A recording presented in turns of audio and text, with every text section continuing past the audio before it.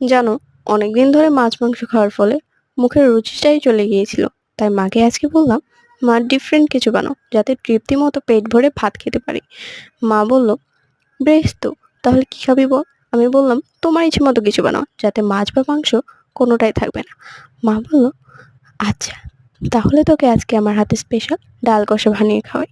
আমি বললাম, ডাল কষা আবার স্পেশাল হয় কিভাবে? মা বলল, যত্ন করে রান্না করা সব খাবারই স্পেশাল হয়।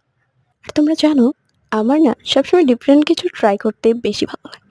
অন্যদের দেখেছি যেদিন বাসায় ভালো মন্দ রান্না করা হবে সেদিনই খাবার সার্ভ করে ভিডিও শেয়ার করে, বাট আমি ভাবলাম আজকে যেহেতু আমার মার হাতে স্পেশাল ডাল কষা রয়েছে, তাহলে আজকেই তোমাদের সাথে ভিডিওটা শেয়ার করি। আর হ্যাঁ, তোমরা কিন্তু কেউ আবার আমার প্লেটটা দেখে হেসো না। এটা আমার দাদুর আমলের প্লেট। ভাবলাম ফার্স্ট টাইম যেহেতু এরকম ভিডিও বানাচ্ছি, কেননা তাদের ভালোবাসাটা দিয়েই শুরু করি। আজ এই পর্যন্তই, ভালো থেকো, বাই বাই, টেক কেয়ার।